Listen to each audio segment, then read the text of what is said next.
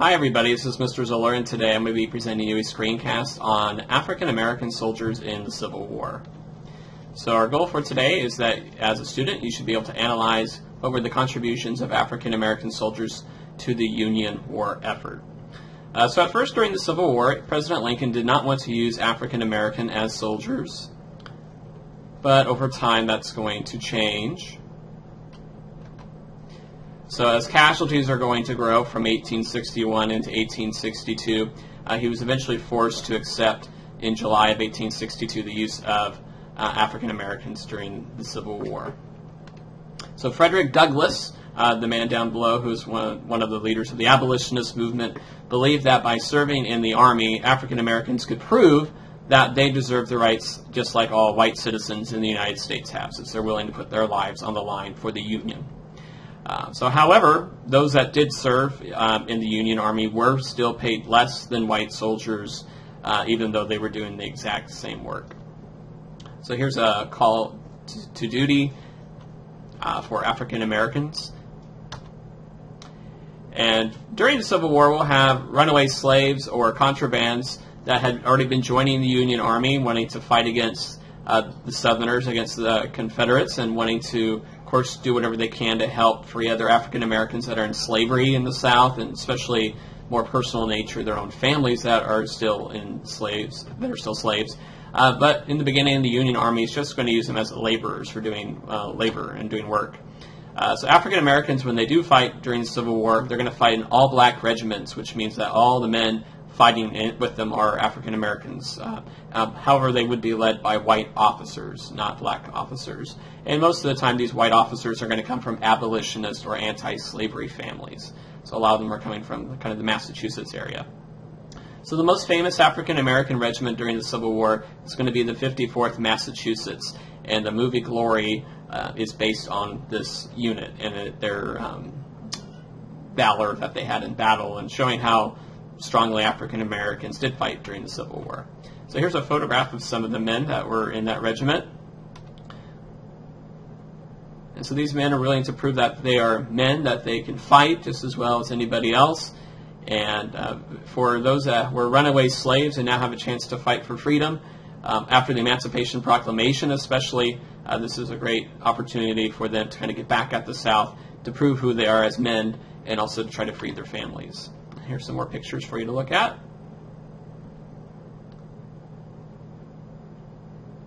And so in July 1863, the regiment's going to take part in the assault on Fort Wagner in South Carolina. They volunteered for this attack on the fort. It was considered to be a foolish and kind of a suicidal attack, but they were going to kind of take the fire as other units were used to attack. However, during the Civil War, Fort Wagner, I believe, was never taken. So during a heroic charge, the regiment lost half of its soldiers, so half died or were wounded in that attack. And the commanding officer here, Colonel Robert Gould Shaw, was killed in that attack, along with half of his men. So here's a painting showing that attack there on the Fort Wagner. So you can see the ironclads here in the background firing on the fort, the Confederate soldiers moving in. Here's Colonel Shaw. They're being shot here with his sword up, and you can see the fighting that's going on in that battle. Here's another painting showing the attack.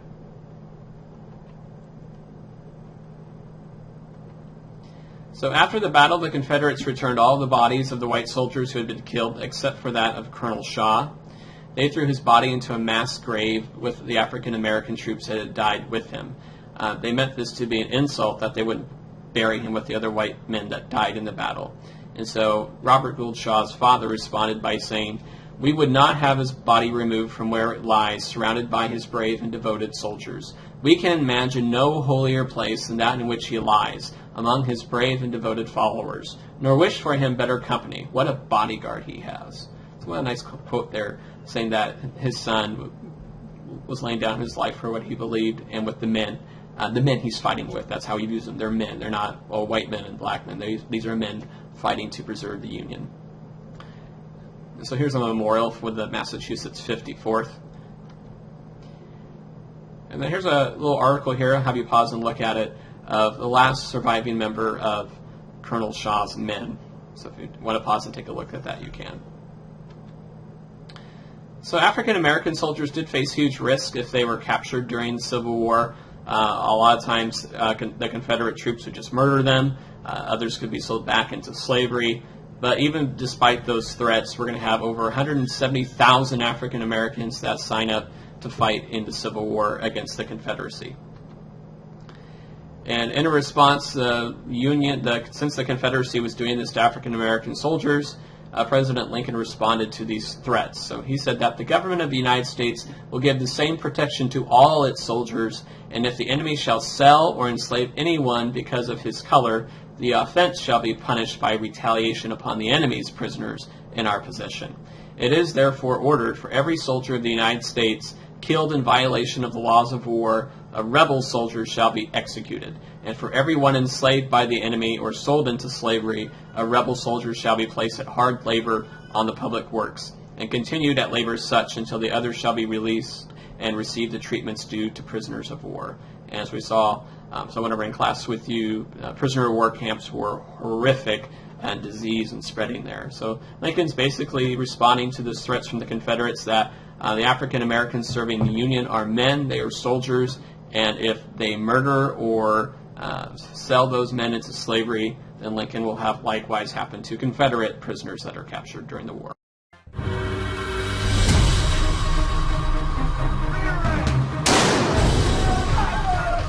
In the wake of Lincoln's emancipation of the slaves, black American soldiers rushed to enlist for the Union. Almost 200,000 sign up by the end of the war. General James Blunt describes their skill as fighters.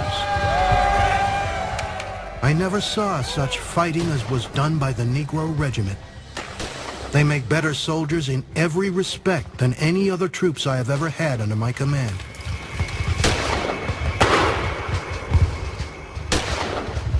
The Emancipation Proclamation changes the dynamics of the war. The Union Army becomes a force for liberation, now fighting to end slavery. They understood that saving the Union would give them some sense of freedom, some sense of dignity.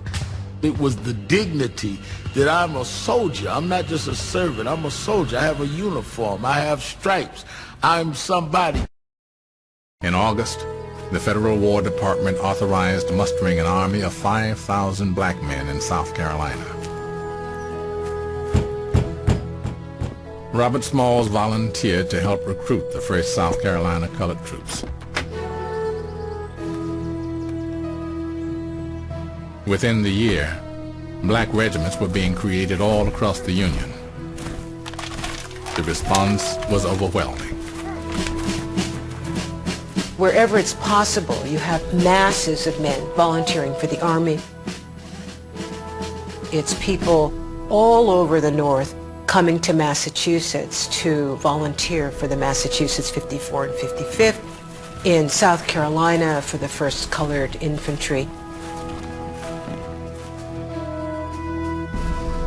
Now officially allowed to fight, they had to fight not only the Confederate Army, they had to fight within the Union ranks as well. Racism was rampant. At first, black soldiers received only half pay, but still, they came. It's important to understand that from the beginning of the war, black people have a commitment to their own freedom and a determination to seize what they see as a critical opening, which will change their lives and change the lives of their descendants forever.